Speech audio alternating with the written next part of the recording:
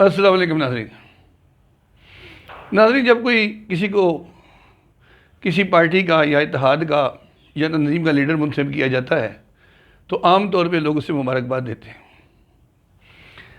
مولانا فضل الرحمان صاحب کو P D M کا سربراہ بالآخر بنا دیا گیا اور پیپلز پارٹی بھی اس پہ ایگری ہو گئی، جو کہ ایگری نہیں ہو رہی تھی۔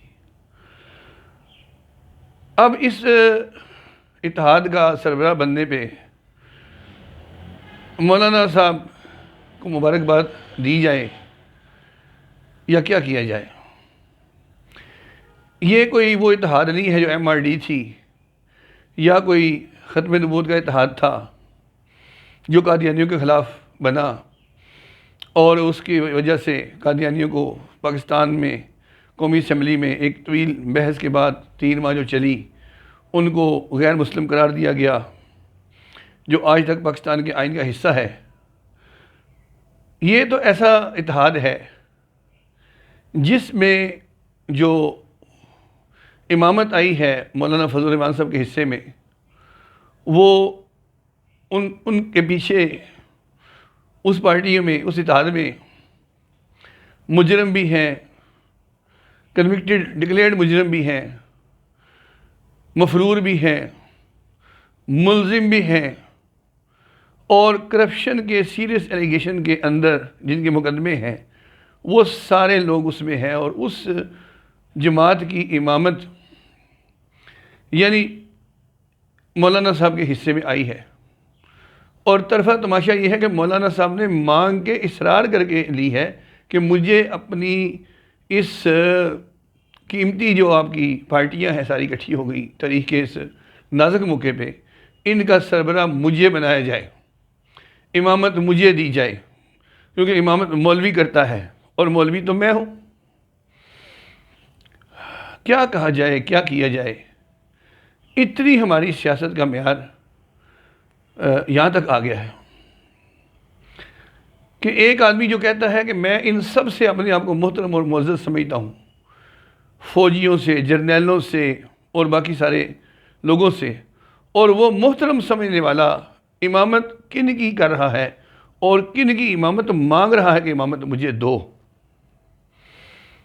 یہ ہے پاکستان کے اندر ہماری معاشرتی گراوٹ کا ایک کھلا ثبوت۔ حیرت اس پہ نہیں ہے، یہ تو ہوتے ہوتے ہو گیا، اور انہی لوگوں کی کوتاہیوں سے ہوا جنہوں نے اس کے آگے بند باندھنا تھا، اپنا مذہبی فریضہ ادا کرنا تھا اور وہ نہ کر پائے۔ یہ تو ہونا تھا، ہو گیا، لیکن افسوس یہ ہے کہ مولانا صاحب کے ساتھ جو مذہبی حلقہ ہے جس کے وہ نمائندے گنے جاتے علماء کرام کے اور مدارس کے اور ایک مسلک کے، کوئی بطل حریت نہیں ہے اس میں ایسا جو اٹھ کے مولانا صاحب کی لیڈرشپ کو چیلنج کر دے اور ان کو بتائے کہ آپ اس جماعت کی لیڈرشپ کے اہل نہیں ہیں، اور آپ کی لیڈرشپ سے نہ صرف ملک کا نقصان ہو رہا ہے، ایک نظریے کا نقصان ہو رہا ہے، ایک جس مسلک کے آپ نمائندے ہیں اس کو نقصان ہو رہا ہے، اور دین کے سارے شعبوں کو نقصان ہو رہا ہے۔ میں ایک سادہ سا سوال کرتا ہوں اپنے ان علماء کرام سے، ان معززین سے جو ابھی تک مولانا صاحب کا ساتھ دے رہے ہیں۔ یہ چند سوال میرے انہی سے ہیں اور سنجیدہ سوال ہیں جن کو وہ مانیں گے۔ میں کسی کی ذاتیات پہ سوائے اس کے کہ یہ لیڈرشپ جیسی ہے میں نے کہہ دیا کہ کیسی ہے اور کن لوگوں کی ہے، گالم گلوچ میں نہیں کرنا چاہتا، نہ کرنی چاہیے۔ افسوس تو ہم کر سکتے ہیں، وہ میں نے کیا ہے۔ میں ان سے پوچھتا ہوں کہ یہ میری بات کو سمجھیں گے، جانیں گے، ان کو سب پتہ ہے، عوام شاید اس کو نہ یاد ہو لیکن عوام نے بھی بہت سنی ہوئی ہے۔ مولانا حسین احمد مدنی جو جمعیت علماء ہند کے سربراہ تھے، جب پاکستان بن گیا تو ان کی مشہور سٹیٹمنٹ ہے، اور میں کہتا ہوں کہ کمال کی سٹیٹمنٹ میری تو سمجھ میں نہیں آتی کہ انہوں نے یہ بات کی، لیکن کمال کی بات کی۔ I salute him۔ انہوں نے کہا کہ اختلاف تھا مسجد کے بننے میں، مسلم لیگ کی رائے تھی کہ مسجد یہاں بنے، جمعیت علماء ہند کے پلیٹ فارم سے ہماری رائے تھی کہ مسجد یہاں بنے، یعنی متحدہ ہندوستان ہی رہے، اور یہی ہمارے لیے مسجد کافی ٹھیک ہے، یا مسلمان اچھے رہیں گے۔ ان کا خیال تھا کہ مسجد الگ سے بننی چاہیے، یہ جگہ سوٹ نہیں کرتی مسلمانوں کے لیے، یہاں پہ آئندہ مسائل رہیں گے، اکثریت میں وہ نہیں ہوں گے، وہ اقلیت میں ہوں گے۔ بہرحال مسجد مسلمانوں کی ایک الگ علاقے میں ہی بننی بہتر ہے، الگ ہی اچھی ہے۔ تو ہماری رائے نہیں چلی، مسلم لیگ کی رائے کے مطابق مسجد اب بن گئی پاکستان مسجد ہے، اور اب مسجد جب بن جاتی ہے تو مسجد سے پہلے اختلاف ہو سکتا ہے کہ وہ کہاں بنے، لیکن جب وہ مسجد بن جاتی ہے تو مسجد کا احترام پھر سارے مسلمانوں پہ فرض ہے۔ اب یہ ہمارے لیے پاکستان مسجد جیسا ہے، اور اس کا حکم مسجد جیسا ہے۔ انہوں نے پاکستان کو کی سرزمین سے اور اس سے دشمنی نہیں بنائی، اسے مسجد قرار دیا۔ میرا مولانا مفتی محمود صاحب کے بارے میں بڑے اچھے خیالات تھے، ختم نبوت کے بارے میں انہوں نے بڑا اہم کردار ادا کیا، اور اس کے روح رواں تھے مولانا غلام غوث ہزاروی صاحب اور مفتی محمود صاحب، اور قومی اتحاد ہمارے بچپن کی وہ نعرے تھے، ہم نے سنے تھے۔ لیکن ابھی مجھے یہ جان کے بہت افسوس ہوا کہ وہ بھی اس خیال کے تھے کہ الحمدللہ ہم پاکستان بنانے کے گناہ میں شریک نہیں ہوئے۔ تو ٹھیک ہے، آپ نہیں شریک ہوئے، آپ اس وقت تھے بھی نہیں، لیکن آپ کے بڑوں نے جب پاکستان کو مسجد قرار دیا تو کیا آپ ایک مسجد کے بنانے کو گناہ سمجھتے ہیں آج بھی، اور اس گناہ میں شرکت نہ ہونے پہ اپنے آپ کو خوش قسمت سمجھتے ہیں؟ پھر میرا اگلا سوال یہ ہے کہ یہ جو آپ نے بات کہی کہ گناہ پاکستان کا بننا، پھر پاکستان کے ان لوگوں کی طرح جو وہاں رہ گئے یا یہاں سے وہاں چلے گئے، ہجرت کر گئے، پھر آپ ایک ایسی سرزمین پہ کیوں رہ رہے ہیں کہ جس کے بننے کو آپ گناہ سمجھتے ہیں؟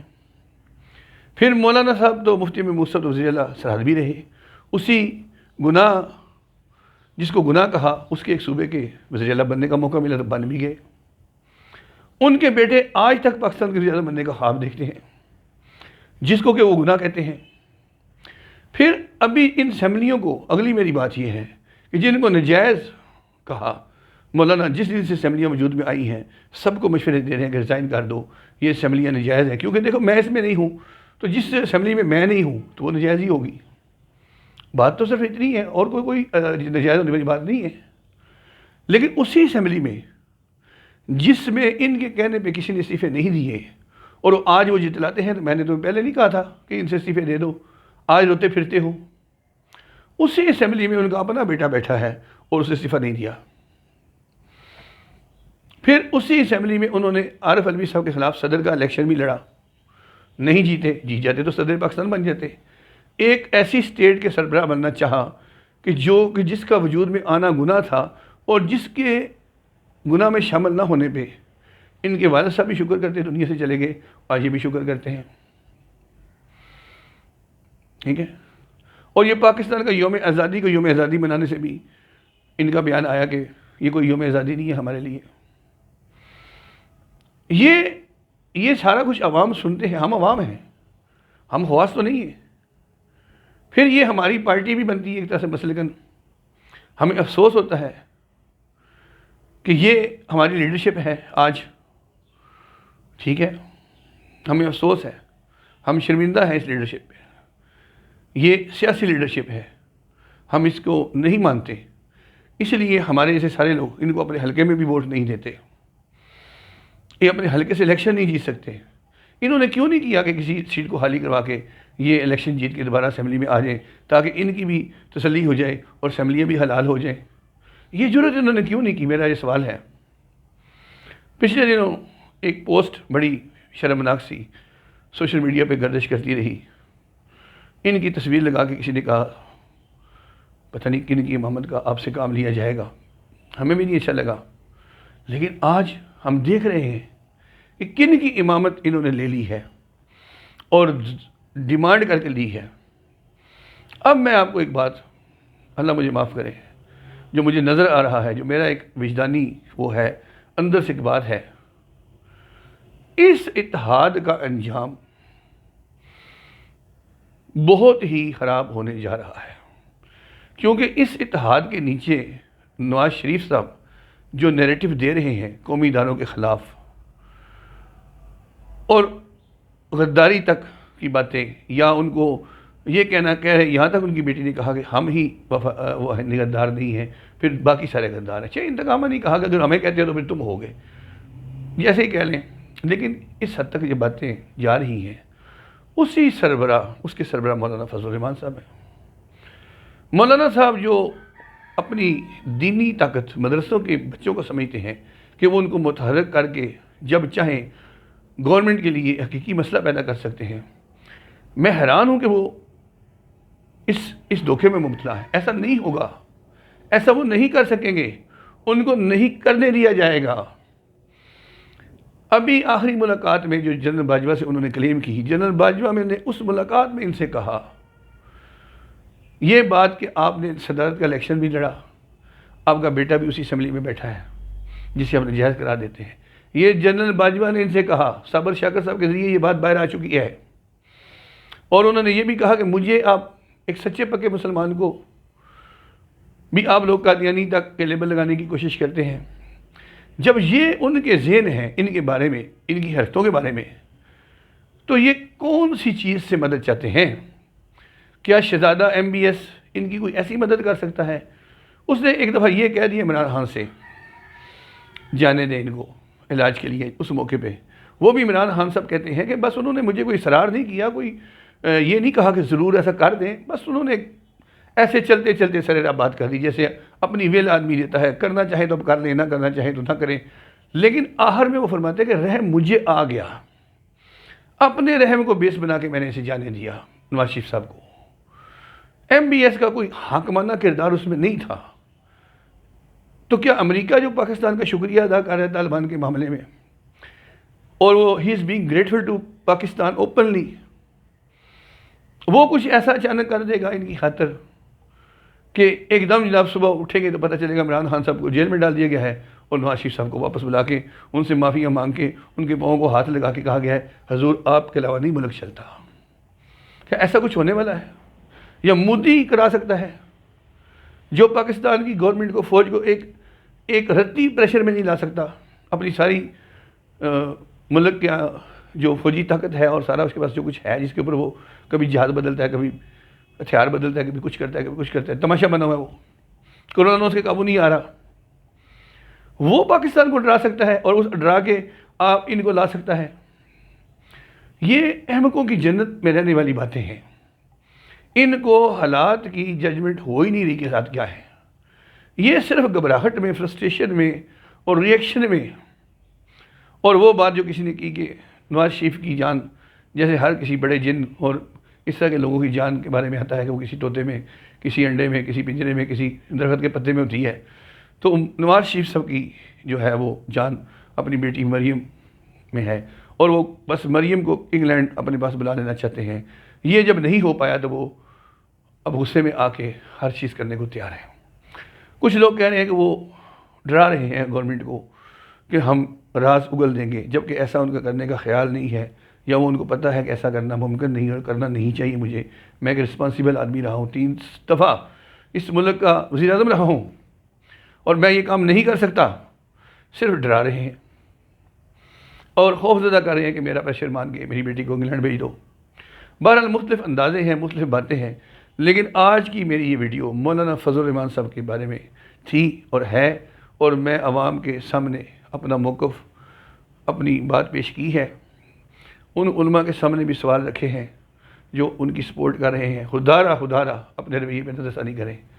ان کو صرف ایک آپ کی سپورٹ کا سہارا ہے، جب کہ آپ یہ کر نہیں پائیں گے جو کچھ وہ چاہتے ہیں آپ سے، نہ آپ کو کوئی کرنے دے گا اور نہ ہی یہ ہونے والا ہے۔ اور باقی میں آخری بات یہ کرتا ہوں کہ ہم سب گناہ گار ہیں۔ بڑے سے بڑے اللہ کے ولی جن کے ہزاروں لاکھوں مرید ہوتے ہیں، وہ بھی کہتے ہیں بس اللہ نے پردے رکھے ہوئے ہیں، میں کچھ نہیں، بس اللہ نے عزت دی ہے، میں بڑا، تم سب میں سب سے زیادہ گناہ گار ہوں۔ یہ کون کہتا ہے کہ میں برا محترم ہوں؟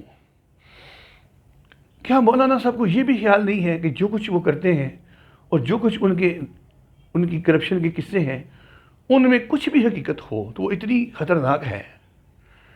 کیا اللہ اس سے واقف نہیں ہے؟ 70 سال ان کی عمر ہونے والی ہے، میں تو کہتا ہوں کہ اس وقت ان کو سوائے اس کے کہ ایک کونے میں جا کے بیٹھ جائیں اور کہیں کہ یا اللہ مجھے تھوڑی سی زندگی اور دے دے، میں اپنے گناہوں کی معافی مانگ لوں، اور باقی زندگی جو رہ گئی ہے سوائے اپنے گناہوں کی معافی مانگنے سے ان کو فرصت نہ ہو اور یہ بیٹھ کے کونے میں روتے رہیں۔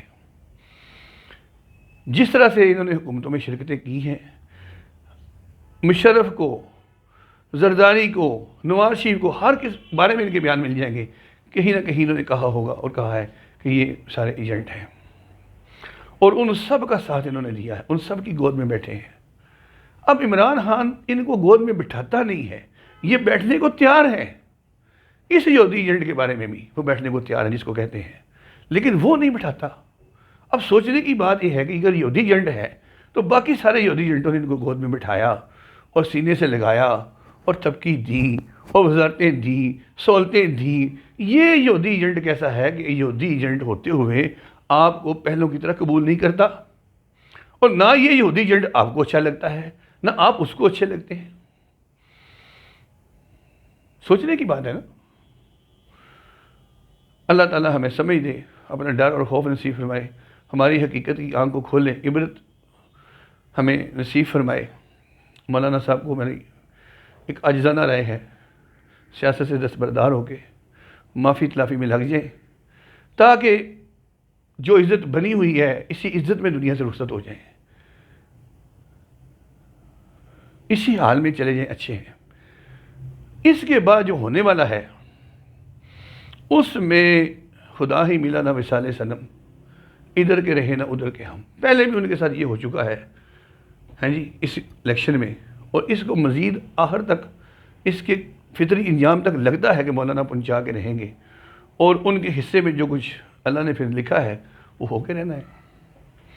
ہم تو یہ چاہیں گے کہ وہ ابھی بھی اپنی عزت بچا لے اور کچھ سائیڈ پہ ہو کے اپنے آپ کو اندرون خانہ معافی کا پیغام بھیج کے کہ میں سائیڈ پہ ہو رہا ہوں، مجھے چھوڑ دو، میرے کٹے نہ کھولو، مجھے نیب میں نہ بلاؤ، معاف کر دو، I am sorry for that, whatever I have been doing, I have done, I feel sorry for that.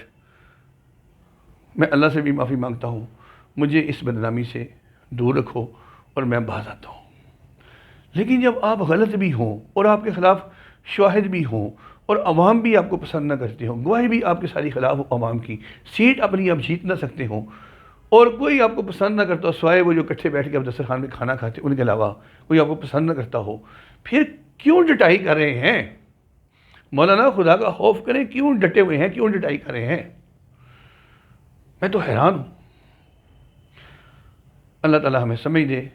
میں مولانا کو سمجھانے کی غرض سے یہ باتیں کی ہیں، ان کے ساتھیوں کو بھی سمجھانے کی غرض سے یہ باتیں کی ہیں، جس کی بھی سمجھ میں آئے وہ مولانا صاحب کو کہیں کہ سٹیپ بیک کر جائیں، اس اتحاد کے سربراہی سے انکار کر دیں اور ایک سائیڈ پہ ہو جائیں۔